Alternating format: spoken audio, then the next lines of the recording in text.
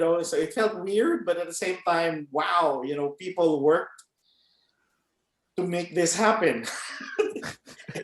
And then on the side, I was like joking, should I ask them to make the logo bigger? Is that,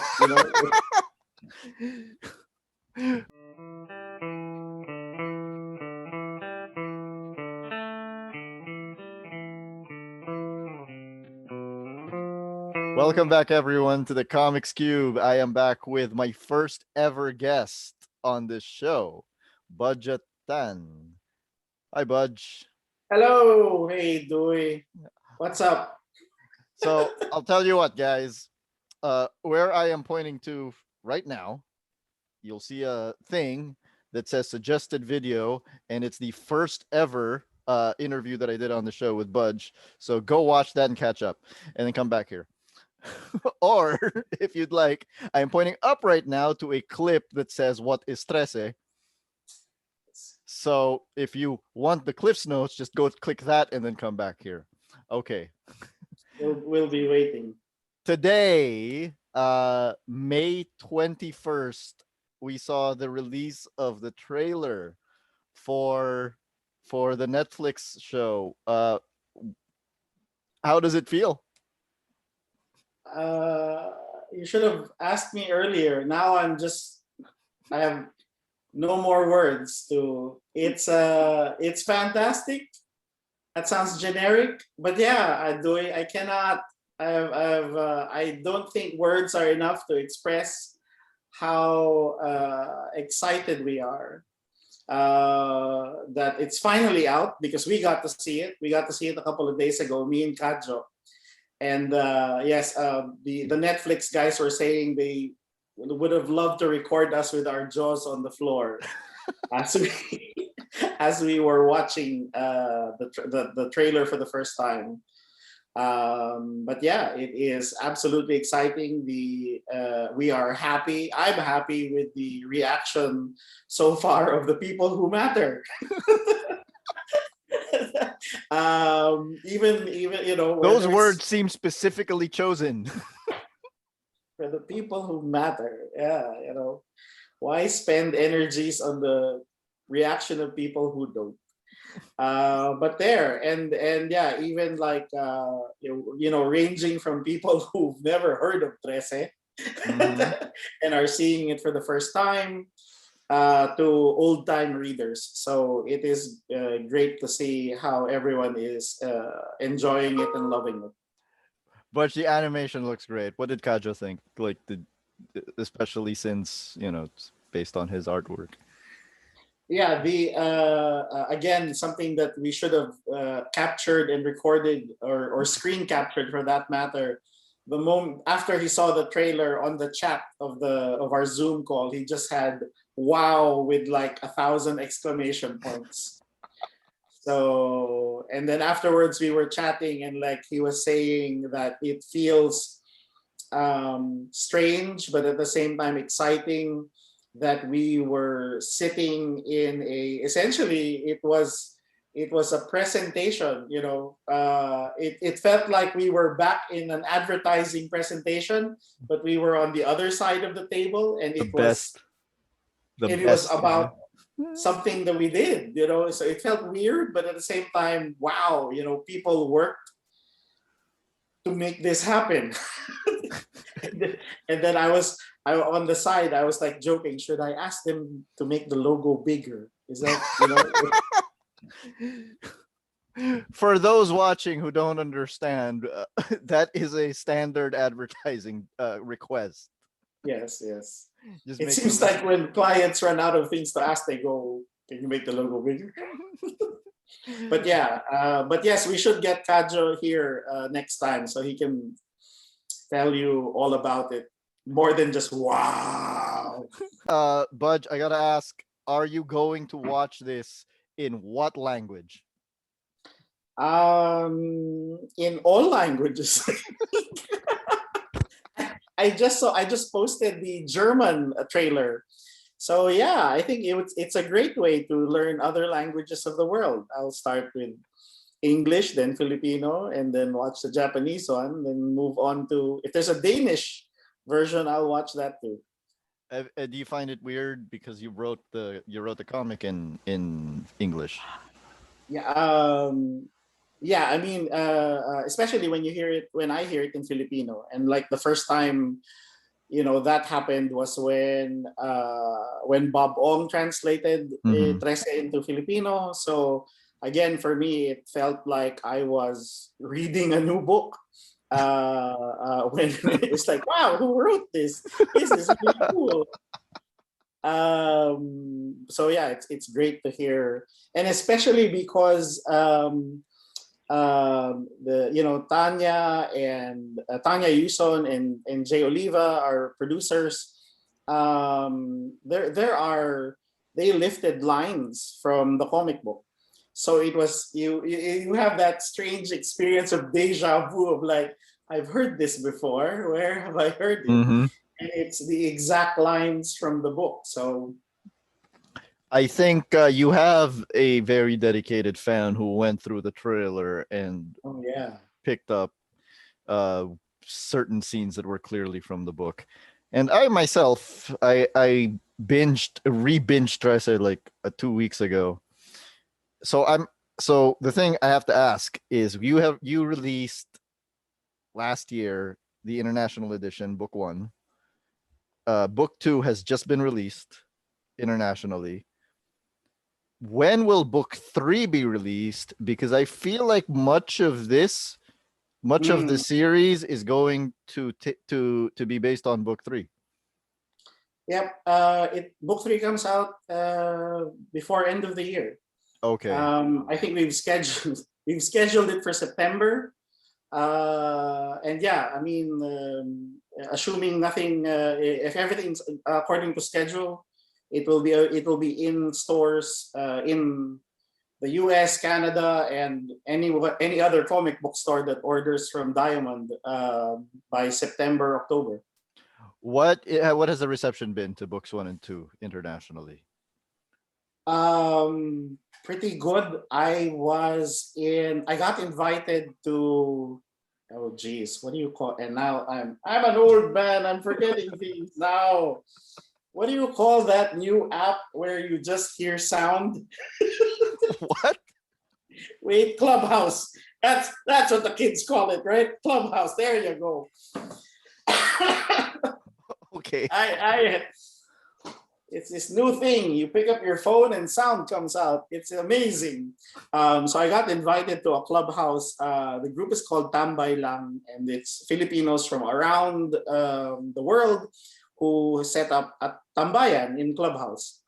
So it was fun to talk to them about Trese. So they invited me to talk about the book. And it was in the middle of this conversation with them that I started to realize, oh, they've only read book 1 Because because internationally, yeah. because that's Yeah. the first one they got. So everyone bought book 1, and they were asking questions like, so who are the Kambal? Where are they from? What happened to Trese's father? Where is he? And it was like, oh, wait till book 3. Also, some questions may never be answered, people. Well, so far, yeah. I mean, for those questions, I defer them to certain books. But yes, Yeah. So people will be so am I right? A lot of it will be based on book 3. a lot of it is based on book 1, 2, and 3. So I have book 2 in front of me right now, and I've got book 1 over there, and I think I recognize some of the stories, including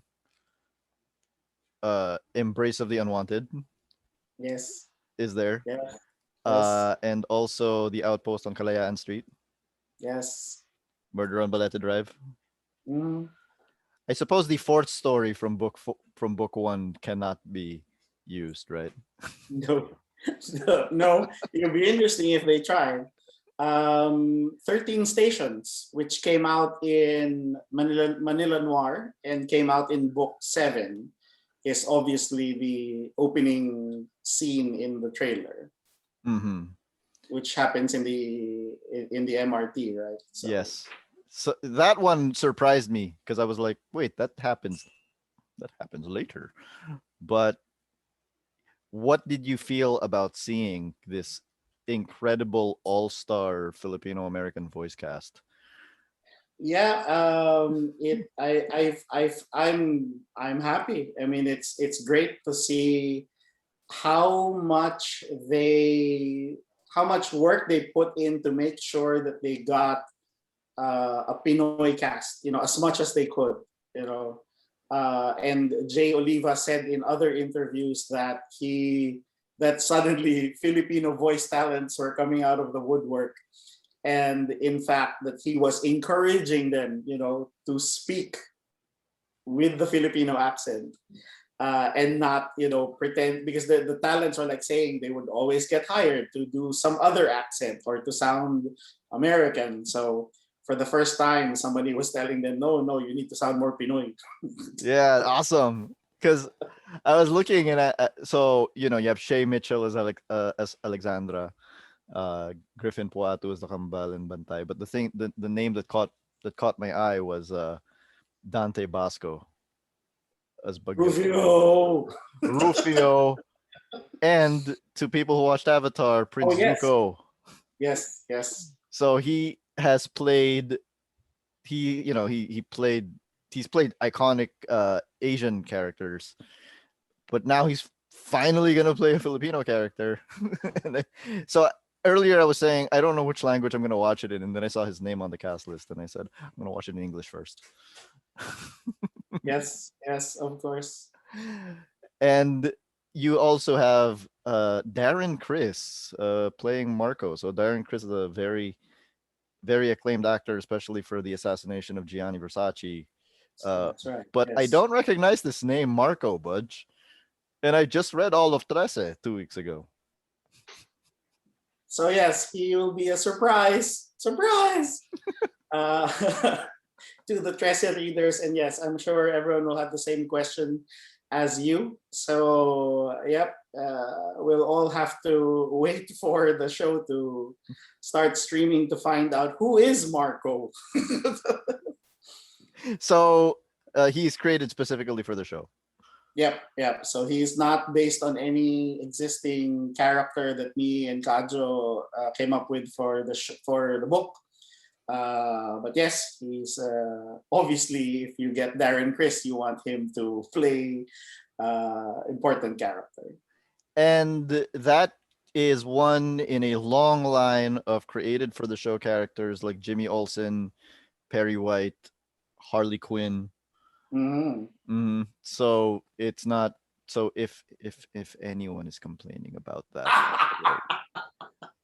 it happens. Yeah, it happens, guys. It happens. Yeah, I mean it's. I mean, again, and for me that was what I was always keeping in mind.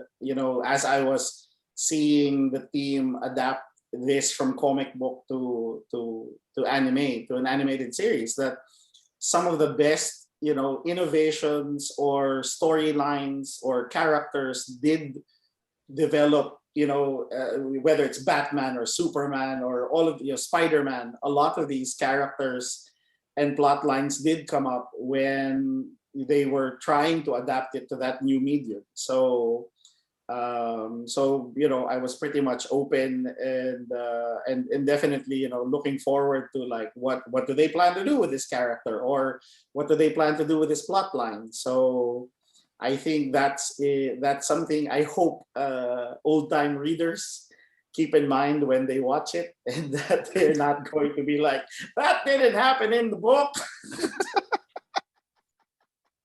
Because yes, it didn't, and that's how it is.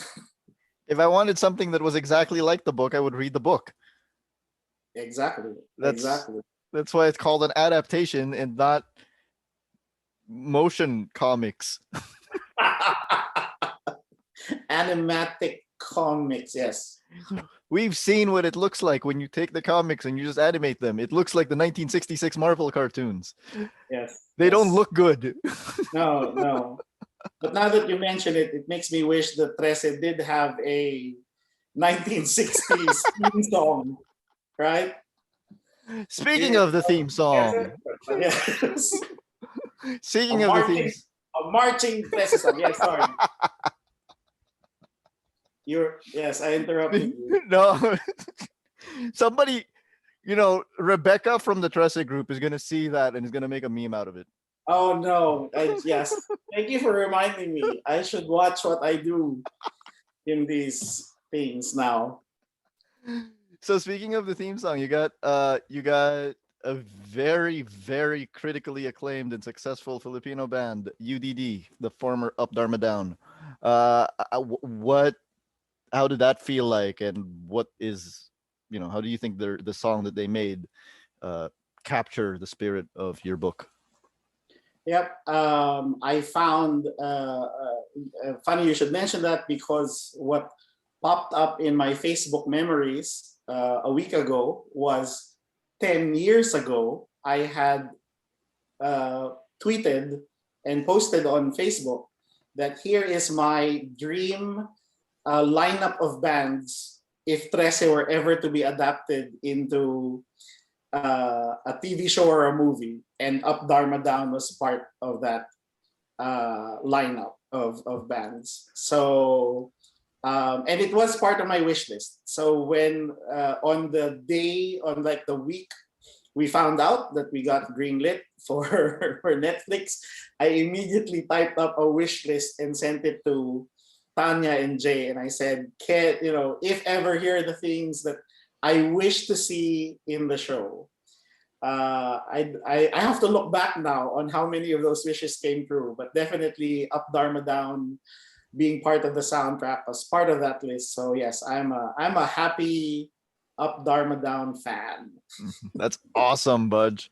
I have a story about the soundtrack that I just want to put on record. My brother was actually the brother's band was actually asked to try to come up with a song for it, and they didn't make the deadline. And now that they saw the trailer, they're like, "Oh man!" And I'm like, the takeaway here is my brother is an idiot.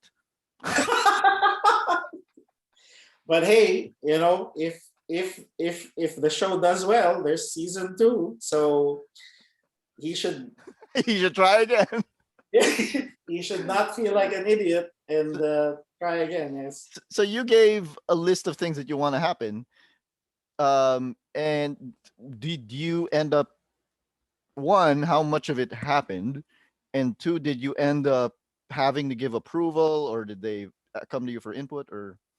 Now, yeah, like I said, now I can't remember what's on the rest of the list. I think part of the other list was, part of the wish list was, can me and Kadjo make a cameo appearance? So it's like, can I be the voice of a zombie or something like that? But but yes, if they did that, we would have just delayed the process.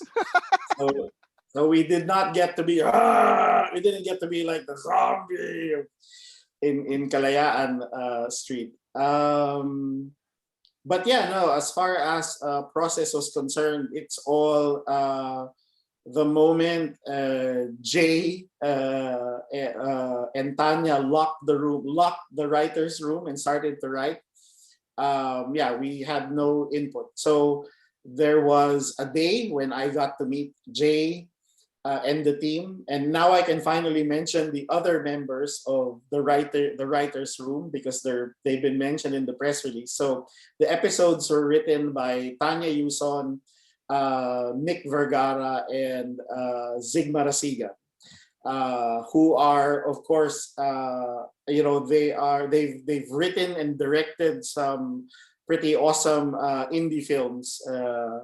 So they're the ones that Tanya picked and recruited to be part of this what do you call this, of the show. So yeah, so along with Shanti Harmain, they were all locked in the writers room. I got to meet them. They asked me for like a more, like a half a day, or it felt like half a day. But yeah, I had a Zoom call with them where they just asked me a whole bunch of questions.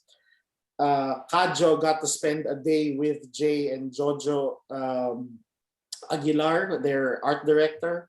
Yeah. And where then they talked about character designs and creature designs, and of course the look of the characters themselves. But after that one-day conversation with them, it was all up to them in terms of adapting it into what you now see. So Jojo Aguilar was worked on Tron Uprising. You have the series directors are David Hartman, Transformers Prime, Mel Zwyer, Star Wars Rebels, Tim DeVar, Young Justice, and the character designs by Will Nichols, Star Wars Clone Wars. So, what did you think of some of the redesigns? Because I saw some of the screenshots of Trese, being super duper pale, right? And then that's when I was like, wait, that makes sense because she wouldn't get much sun. And then I started thinking, why isn't Batman super duper pale? I'm sure he's got a sun lamp in the Batcave somewhere, right? When he goes to sleep. But yeah, I mean, I think so far, again, from what we've seen in the trailers, yeah, I mean all the creatures look fantastic to me. Jay was talking about the aswang designs when we were having a conversation, so we'll get to see different aswang designs Nice. as the series progresses.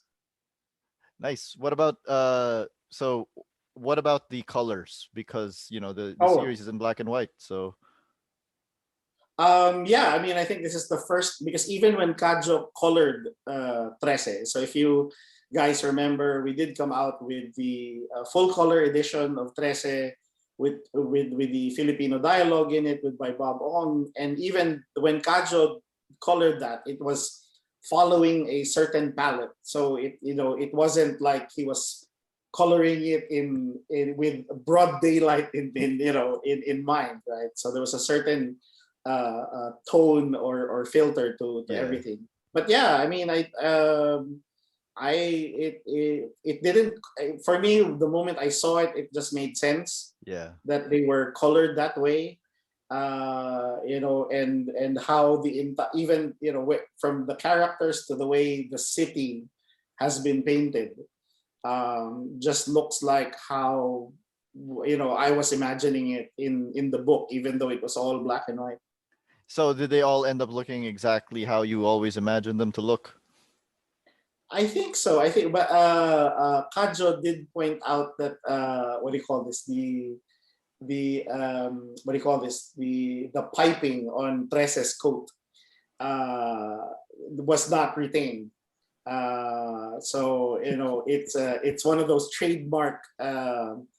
For whatever reason, it glows in the dark, right? So in the book, even though it's really dimly lit, you could see the silhouette of the colors of Trese. Right, they didn't keep it. Yeah.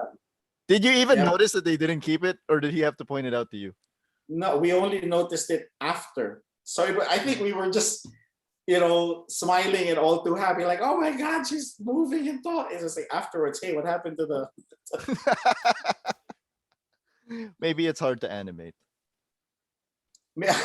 Yeah, maybe just like Spider-Man's webbing, so they had to simplify it. But yeah, I mean, aside from that, of course, the first thing I think people started to comment on was like the change of design with the Nuno. And I mean, I've been seeing some screen caps of the Tikbalang, of the Tikbalang tribe, and Jay and Jojo took liberties in redesigning them for the show. The Tikbalang looks great. Looks great. They look majestic and intimidating, so that's what we want them to be. So I have a few questions just out of curiosity. You said you can't use the fourth story, My Secret Constellation, in book 4, obviously for copyright reasons. Yeah. Would you be able to use Hank's last name? What do you mean? In the show, Sparrow. Oh, I have no idea. Because he's just credited as Hank. Oh. I have I don't remember. Well, definitely he gets called Hank a lot. But yeah, I need to. I can.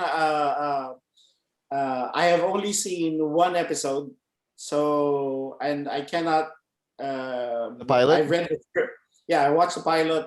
I haven't. So, but I read the scripts. So that's in the process of the show. That's how I kept up to date with what was happening. I got to read the scripts at certain points in time. So yeah, I cannot remember if Hank was ever called Hank Sparrow in the show. Did you have to pay the real Hank likeness rights? I well he did so that's an interesting story. So okay, so for context, Hank the bartender Yeah. in the comic book is based on a friend of ours, Hank Valenzuela, who used to be a bartender. And hence when I was just writing the script, I was like, oh Kajo, we need a bartender like Hank. In fact, let's make him look like Hank and let's call him Hank. And call him Hank Sparrow because that became his cosplayer name, right? Yeah. Um, so and Hank became popular cosplaying what do you call this? Johnny Depp's character from Pirates of the Pirates. Caribbean, Jack Sparrow. So one time he was still bartending at Big Sky Mine, and then two Oh, girls Big walking Sky to the Mine. bar. Yes, yes. Yes, which is where we should be celebrating now, if that was possible. So two girls walk into a bar, which is how Hank usually starts his stories. Two girls walk into a bar, into Big Sky Mine. They go up to the bar, serves them drinks, and then the girls go, "You look familiar." And then the conversation continues, and then you know, and then it's like Hank says, "Oh, maybe it's because you've seen me cosplay, Jack Sparrow." And then one of the girls goes, "No, you look like that bartender from the Trese comic book." Oh, wow. And then he says, "Yes, because that's me." And then the girls, didn't believe him. So he called me up and said, "We need to meet." So we met up, and he said, "I want me back. You have to, you have to, give me back because people think I'm not me anymore." So yeah, so no, we have not paid the Hank, but most definitely we have returned the favor. I don't know. We haven't even returned the favor, but he has enjoyed cosplaying Hank the bartender. That's awesome. So yeah, when we launched, what was that? When we launched book 5, it was Hank and Karen Kunovich was hosting the launch. So and he was dressed up like Hank. And then there were like 2 other events where Hank dressed up like like Hank the bartender, and yes, so Yeah, I remember seeing Hank at one event, and some girl asked him, "Are you really like Hank from the book?" And he just went, "Yeah.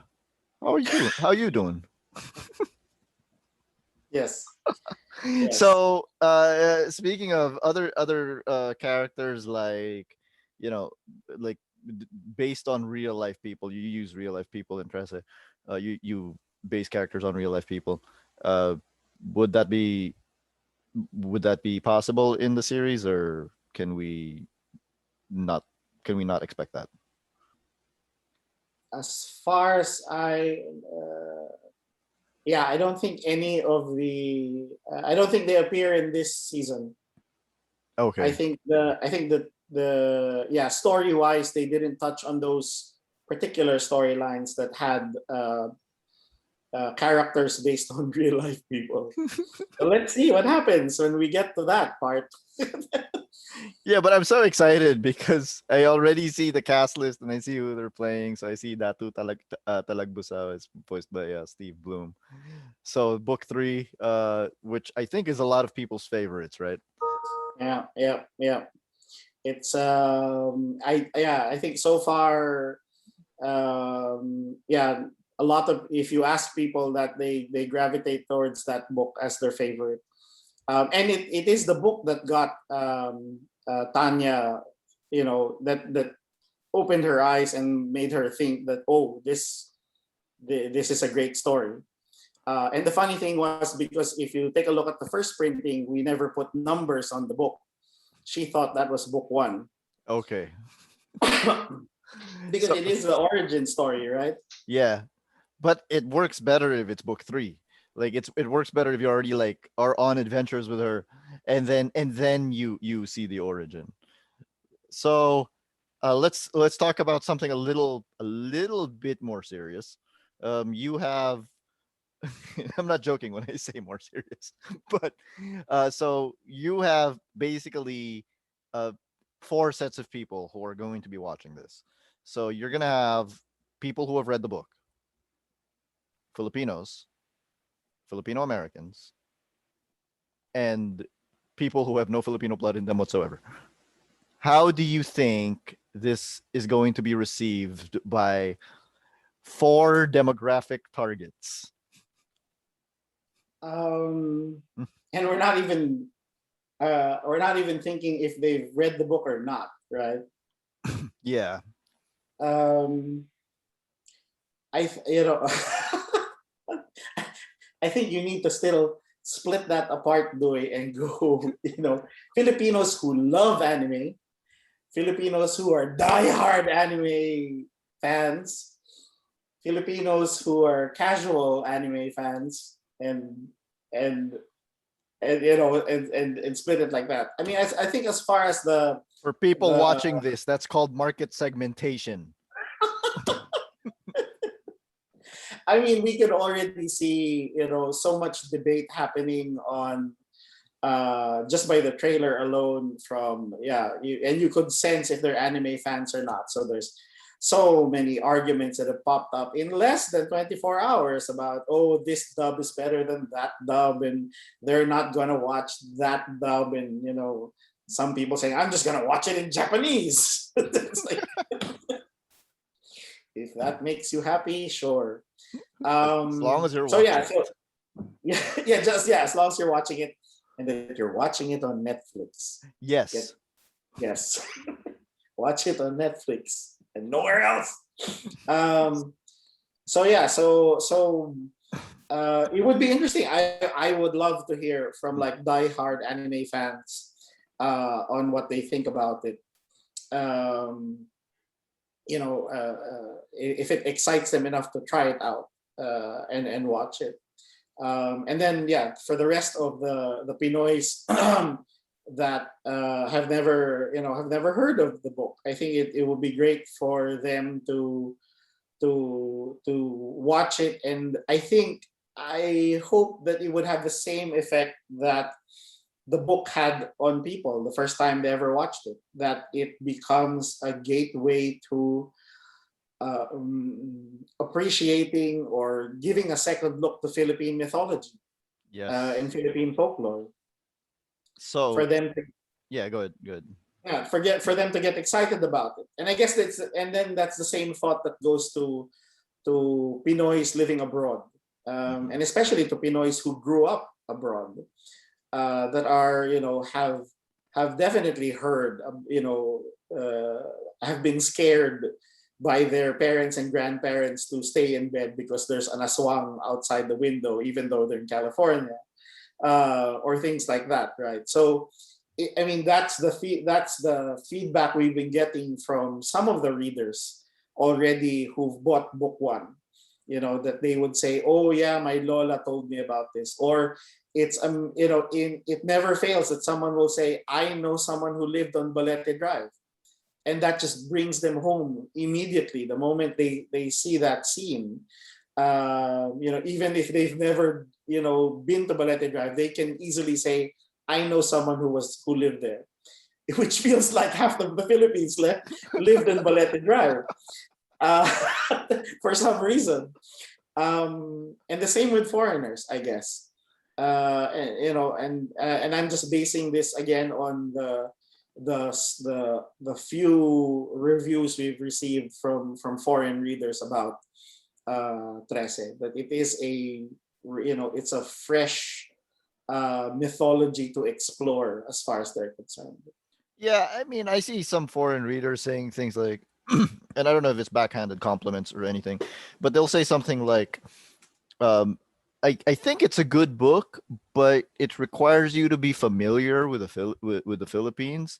And I just keep saying, like, when I was a kid, I read a lot of comic books set in New York, and I never once thought ever Yeah, like yeah, I need to be familiar with American with American culture. yeah, So it really bugs me when I when I hear that. Because yeah. there's something to representation. You have a story in one of these books, and then for people who don't know, before Budjette and Kajo show a chapter, they will actually show a map of where it is. And you Yeah. actually had one that was in Mandaluyong because it was in the mental hospital, and then the next one was in Malate because that's where the Diabolical is. I am living in Mandaluyong, but I grew up in Malate. So even Uh, just seeing yeah, something like that is like, oh, cool. yeah, I know where that is. And I yeah, think that a lot of people, it's hard to explain because I remember 2007 coming back to the Philippines from the States, from living in the States in 2007. And we were so, the, I don't know if you remember this. The Philippines was so desperate for international representation that we all piled on Terry Hatcher because she said a line about Filipinos and Desperate Housewives. that was before trolls were invented. That was before we knew what trolling was all about. Yeah, yeah, okay, okay. So now it's many years later, and Manny Pacquiao has been, world champion in a bunch of things. We've won 2 Miss Universes. Um, we're probably also famous around the world for things we shouldn't be famous for. But still, now you're seeing this, but Yeah, you are the first ever international cartoon based on a Filipino pop culture property. How does that feel? You you realize how many doors you're no, opening for people. no. Now that you put it that way, I mean, it's funny. You're right. I mean, I think it's been mentioned before, but yes, the way you just said it, Dewey, just gives it more weight now. Yeah, it's. I never thought of it that way. I get, well, maybe we've been thinking about it, but yeah, now that the trailer's out, and now that it's, um, and maybe we've just, maybe I've just said it too many times before that now I'm starting to feel like it's scary and it's exciting at the same time.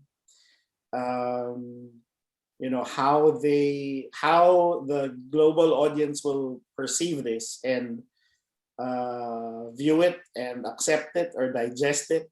Yeah, it would be interesting to see how much of it resonates with them, how much makes them curious to want to know more.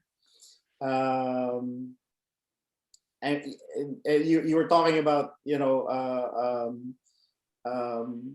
that you were talking about how some people would read the book and say, oh, you need to know a bit more about this and that, but I think that's what stories do, right? If the story is powerful enough or matters to you enough, you will want to dive into it. So yeah, I think it as for folklore and mythology, I think that's the starting point, and the second starting point, I guess, is maybe this time more people, whether it's in the Philippines or outside of the Philippines, that they start looking at what are local comic book creators doing, and for them to realize that outside of Comic Con and Comiket, it's great that we've gathered this usual 10,000 people that come to Comic Con and Comiket.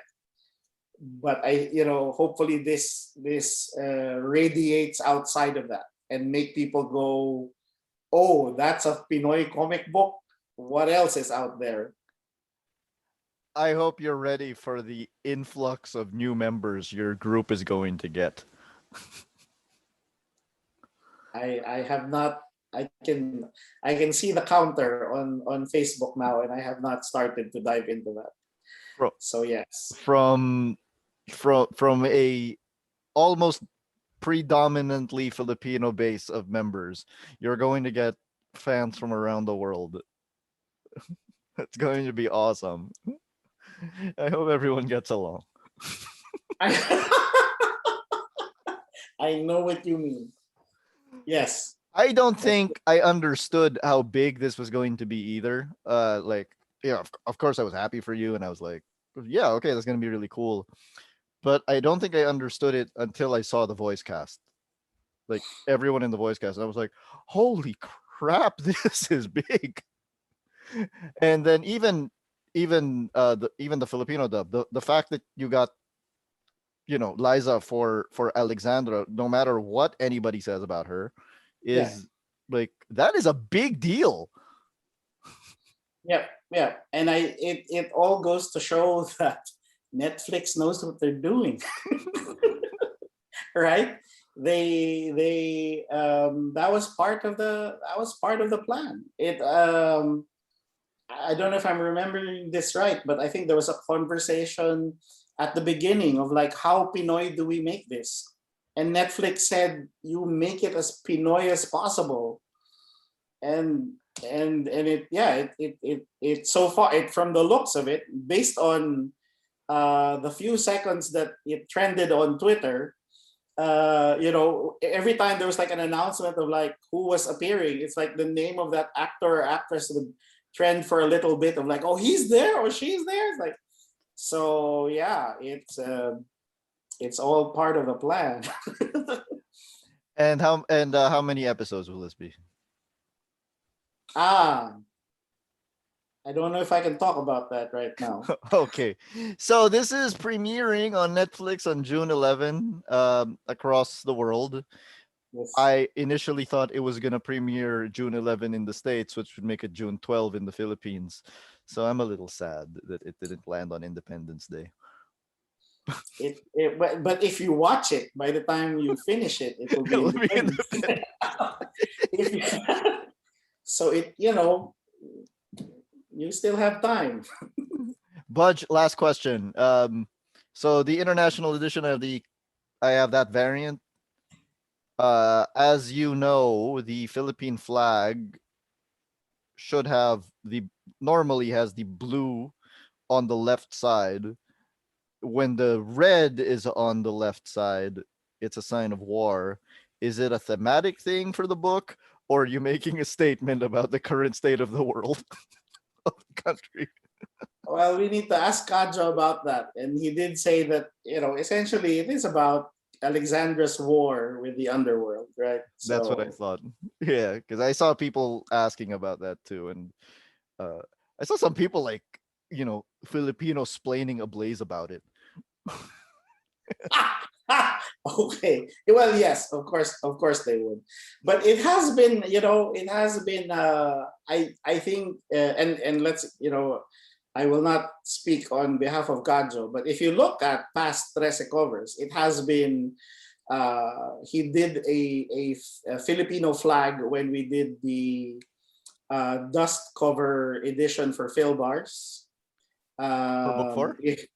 There was a time when we released books 1, 2, and 3 as a set. Oh yeah. Exclusive to Phil Bars, and each book had a dust cover. So for the people who eventually realized they can remove the dust cover and put together all 3, it forms a Filipino flag. And then he did this. Yes, yeah. Yeah, I know some people bought it and never even bothered to like open the. They said, "We're never gonna open this pack." And then he did it again for the Buffy cover. So when he did the alternate cover and he did it again for the crossover Yeah. alternate cover, right? So yeah, it's Kadjo just loves putting this Easter egg of the Philippine flag. As far Uh, as Easter eggs go, there you could, you know, that's a pretty cool Easter egg to keep putting in. yeah, Congratulations, Budge. I have no more questions because I talk to you all the time anyway. yes, if people only knew. But thank you very much. I can't believe has it been a year since we spoke? It was lockdown, right? I started in July, Okay. so it's been almost a year. Hmm.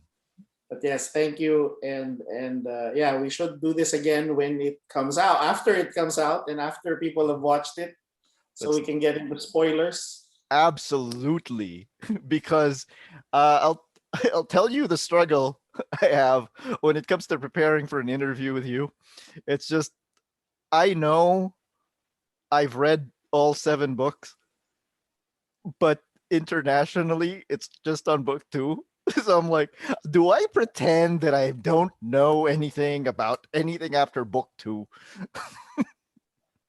Yeah, it'll take a while for the rest of the world to catch up. But yeah, I mean, we're very happy that Ablaze is they made it part of the plan to get book 3 out, and even with Avenida,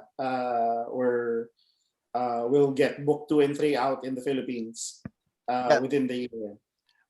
Yeah, so I anecdotal evidence, I know 2 people who actually saw the trailer and bought the books from Avenida. Right after watching the trailer. Right after they were asking me, and then one of them was like, uh should I get this one? If should I get this one to start with? And he pointed to Bloodlines. And I'm like, no, read the descriptions. What's wrong with you? Well, it does sound like it is book 1 of Bloodlines. People might, but yes, that is part of FAQs we need to deal with.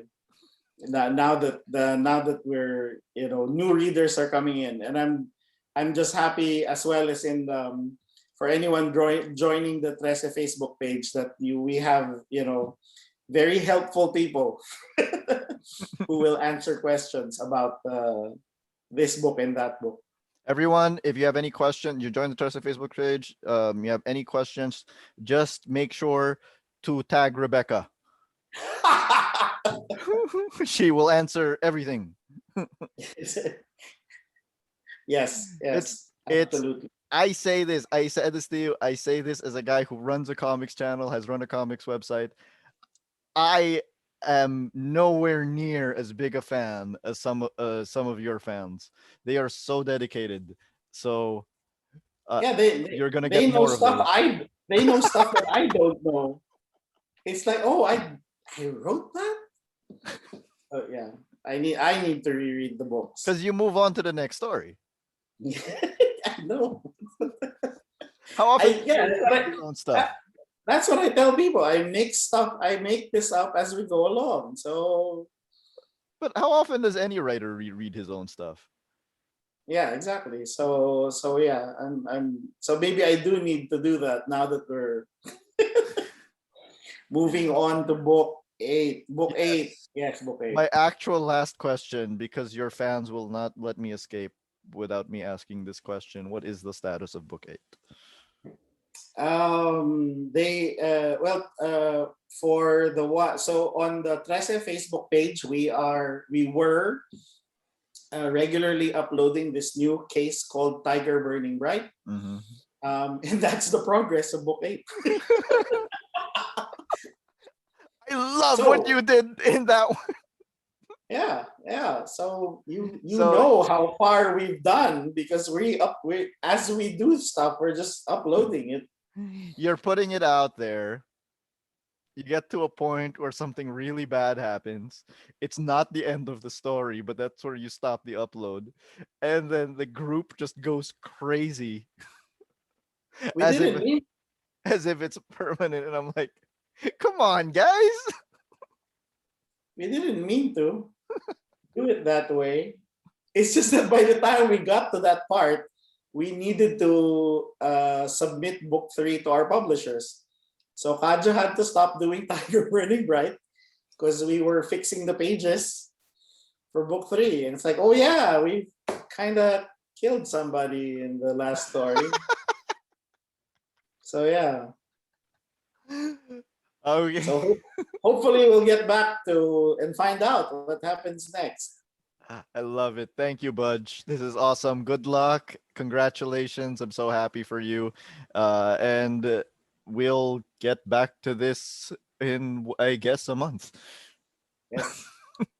Thank you very much. Thank you. Bring to Kadjo all along you. next time. Yes, we will do that. Let's see how much of Team Trese we can bring over. It'll Bring be a party. everyone. Bring everyone. I'll Should host. bring Hank. Bring Hank.